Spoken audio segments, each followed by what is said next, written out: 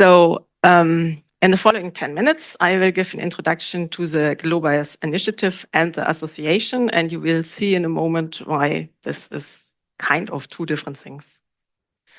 So as you already heard from Julia, GloBIAS is actually based on the idea of GloBIAS, the network of European bioimage analysts. And the idea with GloBIAS is really to develop similar activities on a worldwide level and also to get a sustainable base through a formal society. So the initiative itself is supported by a grant that comes from the Chan Zuckerberg Initiative. And the grant defines the main parts and milestones we are working on at the moment. And the largest one, to my feelings, are the creation of the non-profit association for bioimage analysts. And we have managed to register this association on 24th of October, so very recently in Klosterneuburg, Austria.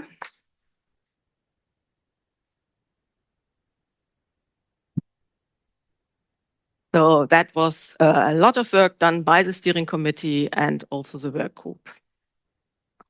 But there are obviously other tasks that are developed by the different work groups. I can't show everything in detail because I only have 10 minutes.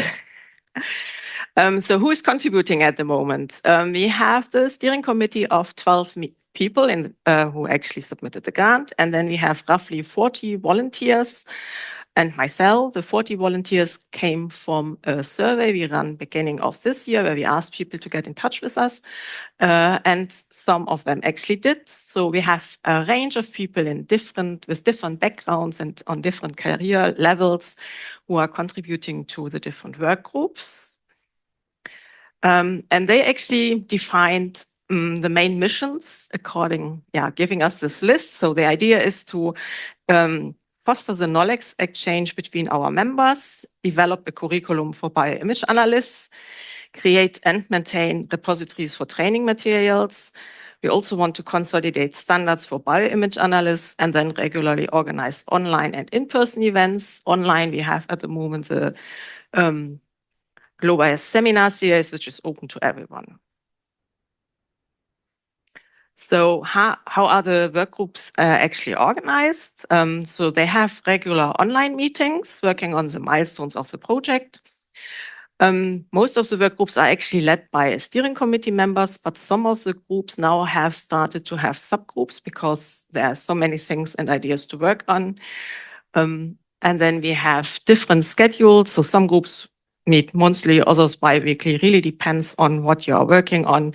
Some have fixed dates and times, some actually change it around.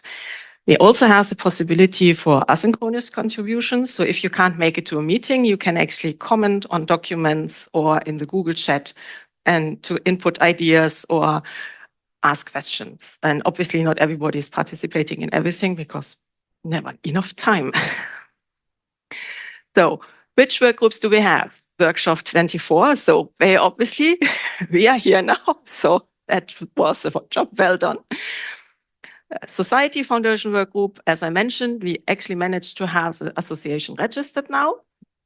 And we would like to thank the cytometry facility, imaging cytometry facility at the Institute of Science Technology, because they actually gave us an address which was needed in the registration form. We have the survey work group, and there will be an update tomorrow from Robert on this. We have the training and education work group. That is actually our largest group. It's led by Christian and Bess, and Christian and Elnas have prepared a workshop session. So you will see a bit of the output on Friday in the session. Then there's a publication work group that is led by Kota. And there's a session related to that. That is our bioimage analysis workforce session on, I think, Thursday. And then we have the communication work group. That is actually led by Paula, who can't be here. But we have a subgroup led by Felipe. Felipe, can you wave your hand so everybody finds you? Yeah, Felipe actually made the logo for us. So,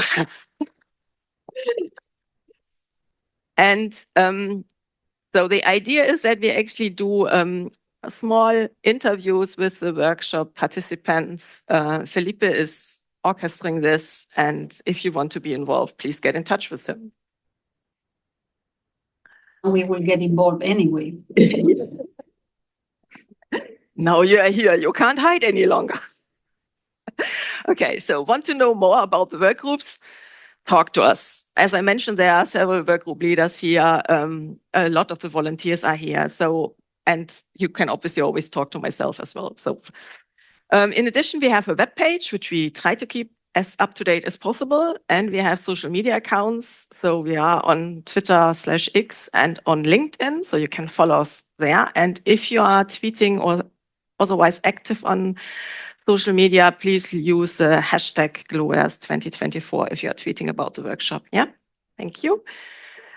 So now a bit of changing level. So GloBIAS, the association. So it is now registered in Klosterneuburg. To do this, we had to actually write the statutes. That was done together with a lawyer and is based on the Austrian regulations. The original version is very obviously then in German, but we will make translations available in English and maybe other languages. Still discussing this. And the Workgroup Society Foundation is now working on what is called bylaws. That's a bit like rules of procedure.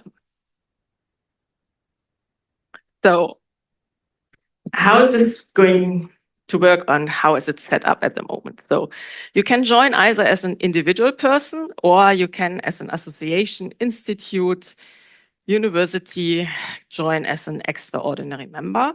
That means we have 3 different types of memberships. That's the ordinary member for individual people. We have the extraordinary member for institutions, and then there will be the option for honorary members, which have to be suggested and then nominated and voted on in the General Assembly. So that's pretty normal. Most societies have a structure like this.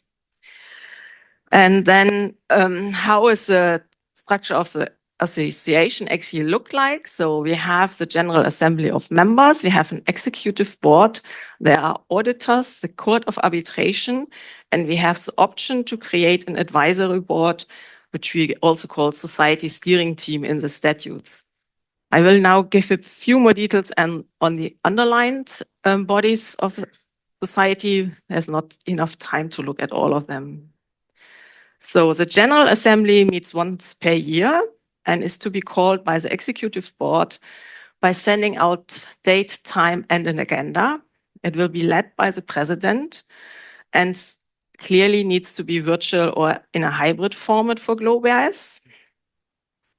Only agenda points then can be decided and voted on, and the Assembly is actually quorate, so can decide things when the invitation was sent out according to the statutes, and that doesn't need to be otherwise independent of the number of attendees. So if you get that invite and you are a member, make a note in your calendar. If you want to vote on something, make sure you are there.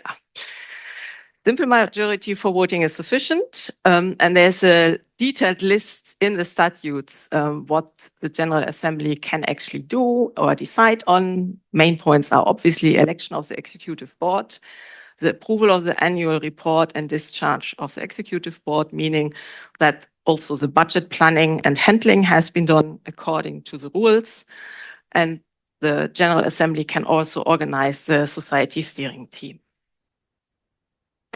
So how is the Executive Board built? So we decided to keep this a bit flexible. So we have said we can have 3 to 6 people. We will have a president, a treasurer, and a coordinator, but we can also have deputies for each position.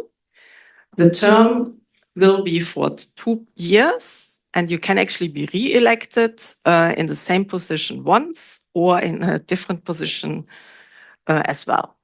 There's also a detailed task in the statutes, but we are also trying to define this in a bit more details now in the bylaws, what you are supposed to do and what your contribution can or should be. And then, as I mentioned, we can have a society steering team that can be 3 to 15 members. As I said, we try to be a bit flexible there to actually kind of make it possible to adjust this to the needs and the time span also of people they can invest. Not everybody in the society steering team needs to be a member of the association, but the majority must be member. The term time is also 2 years. The election is possible as often as you want and are interested. We can only exchange 50% of the members in the advisory board with each vote or term. This is to make sure we have some continuum going on in the organization. We decided that at least 1/3 of the members has to be female. And in general, the board has no decision-making power, but it's really thought to interact with the executive board and inform decision-taking there by providing advice and input. So how do you become a member of the association? By application, but we haven't got around to actually setting up a procedure for this yet. And then you will need to pay membership fees. So the membership fees, the ordinary membership fee will be initially set based on the survey results. I mentioned before we did the survey beginning of that year. We asked the question there, how much people would be interested and willing to pay. So we have an idea there. Membership fee levels can actually be changed through voting in the General Assembly. And for now, we have the idea to have different level of membership fees. So there would be a level for PhD students, maybe one for facility staff in permanent positions, and then there will be a level for facility heads or group leaders, PIs. That is still something we are discussing in the Society Foundation and the steering committee meeting. We also want to have lower fees for each of the above level for low and low to middle income countries. Also there we are discussing how to actually best do this, because we don't want to have a very complicated structure, because that then means there's a lot of admin burden to actually control this. But at the same time, we want to enable everybody to become a member. So we need to balance this out a bit. And then we are obviously thinking about the extraordinary membership fees. This is also work in progress, because we need to define for, especially for companies, what the benefits would be for them before we ask them to pay something to us, because otherwise it's not going to work. It's unrealistic. So outlook. We want to welcome members at one point, so please bear with us for a bit more time. We definitely need to disseminate the outcome of this first in-person workshop as broadly as possible. Then there will be a member assembly, either online or hybrid. We want to publish a book. So that is something Kota's group is looking after, and have articles in different formats. There will be a workshop in 2025. As Julia already mentioned, we are also working on this and trying to define the place. And there are a lot of other things going to happen. For example, we have the next set of seminar dates up on the webpage as well. If you haven't registered yet, there's an opportunity to do so. The first 3 seminar series are already on our YouTube channel now. So the idea is to actually upload them bit by bit there. But there will always be some delay in doing this. And that's it for me.